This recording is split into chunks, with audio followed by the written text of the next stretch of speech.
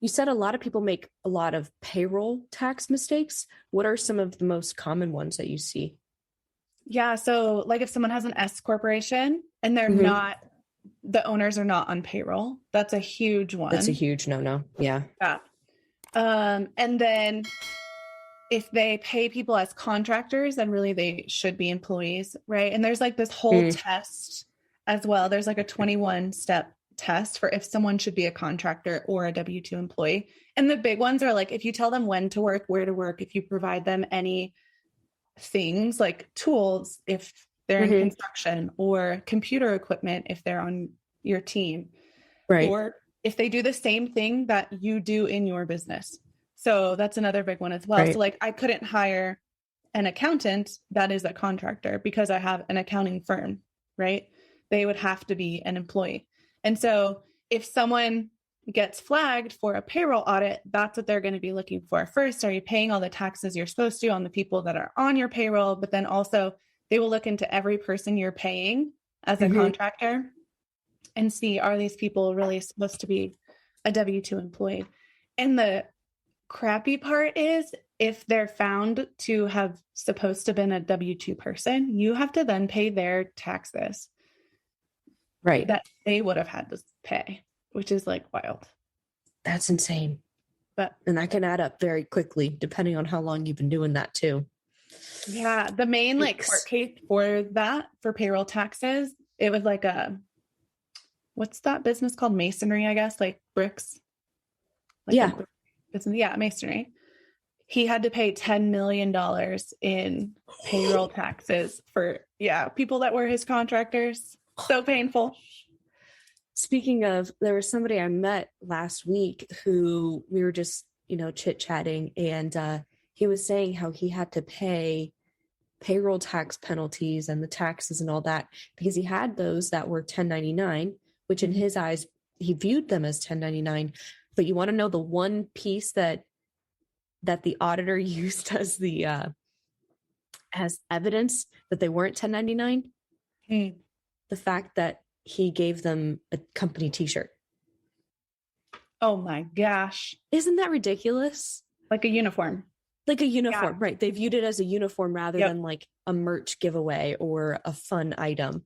So he would have had to charged those 1099 individuals $1.50 or whatever for those shirts. So that way it wouldn't be considered uniform. It was considered like paid goods, investment in their own business or whatever.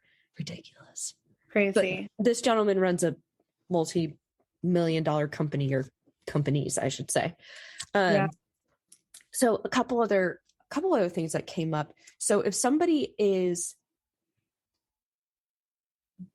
dictating that one of their employees is a 1099 or one of their workers is 1099, and they really should be a W-2, a lot of the questions I get asked, well, I pay them a variable income. So doesn't it make sense that I only put them on 1099, right? They're a salesperson. So in this case with the gentleman who gave him a shirt, would you have advised, besides not giving the shirts, but would you have advised that maybe he put them as W-2 and they still only get paid a commission as they bring in money rather than being a 1099 to avoid that penalty? It's hard. We will give people the rules, right? And here's the 21-step test, but it's really up to them on if they want to change them from 1099 to W-2. Like, we're not payroll tax specialists, right? We're income tax specialists. That's fair. So, I would probably tell them, make sure you're not doing X, Y, Z, like the big one. Okay. But if an auditor is going to like dig in and just be like a jerk about it, unfortunately, it might happen. Now he could appeal that for sure. But yeah, it's kind of up to the business owner. I give them the rules and it's like, which you make the decision. We'll do everything we can within our realm after that decision. Yeah. Okay. So going back to the list a little bit, what would you say is better? filing as a Schedule C / sole proprietor or S-corp or something else entirely? Great question. Yeah, it totally depends on industry that you're in, your goals of your business. Like there's a ton of different factors that go into it, but I can kind of explain like the tax implications of each. So obviously like a Schedule C, sole proprietor, or single member LLC, you're all going to file on what's called a Schedule C. Now, the pros of that is it's very simple. It's cost effective. Like it's not very expensive to have someone file a Schedule C for you. However, where it does cost you is in self-employment tax. So you're going to have income taxes, which is like your federal and state taxes, but the silent killer is self-employment tax. So that's 15.3%, which is probably going to go up this year. But say you made $100,000, you're going to pay 15 grand just in self-employment tax. That's not even including like, I mean, that alone, you're in the 24% tax bracket for federal, and who knows what you are for state. So like you're getting in the 40s and 50% there. When you switch to an S corporation, you can get out of most of that 15.3%. So it can be a really big tax savings, right? But there's certain industries that you don't want to be an S corp in. And if you have goals of selling your business, you also don't want to be an S corp as well. So there's a lot of factors that go in it. Plus, it's not like the IRS is like, oh yeah, you can just be this thing and save a bunch of taxes, but there's not rules behind it, right? So you then have to be on payroll. You have to make sure you're having annual board meetings. Like there's more stuff involved in being an S corp. You now have a separate tax return. So you now have an S corp return and your personal tax return, which at least doubles your tax prep cost.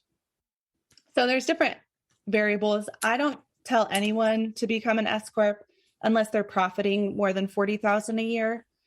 So, and profit, right? Not what you're bringing in, but what your profit is. But there's also some instances where a C corporation makes a lot more sense. And C corps get a bad rap because you hear in the news like, oh, double taxation, you're going to get taxed twice. Which, yes, you will.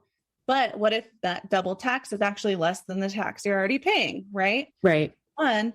And for two, C corps have a lot more stuff they can deduct and get away with.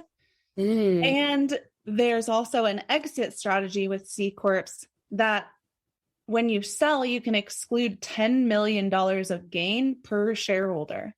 So that's also a huge factor. If you're planning on selling your business, you might want to consider being a C corp. That's interesting. So much. Yeah. There's so much that goes into it. For our tax strategy clients, is the first thing we go over is their structure. So like, what are each of your businesses? Who owns what? What's the industry? What are the goals of all of that?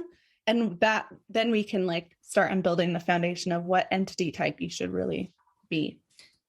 I mean, how easy is it to change your filing structure, and how often can you do so? Each one has their own rules. Okay. What do you mean each one? So like sole prop versus LLC versus S-corp versus C corp. Yeah, they're each going to have their own set of rules. Okay. A lot of people will come to us and they're like, I want to be an S corp. And we're like, okay, cool. But do you have your LLC yet? And they're like, no. Well, you have to have your LLC or a C corp before you can be an S corp. So, there's like certain steps in each of them that kind of have to come before another. Okay. You also said that there are some industries that you don't want to be an S corp in. What are some of those industries? Yeah. So you definitely don't want to hold any real estate in an S corporation. Okay. Because of that having to pay yourself rule, right? You have to be on payroll, and real estate by default is passive. So you wouldn't want to pay yourself payroll on an already passive industry, because that now you're paying payroll tax when you didn't have to before. Right. Anyways. Right. So that's a big one. Is real estate. Okay. And when you say real estate, you're not talking about realtors. You're talking about investments. Correct. Properties. Yeah. Okay. Yep. Okay. Awesome. All right. So how can a business owner lower their tax liability? Oh gosh. I know that's a very vague How much tax do you have? question.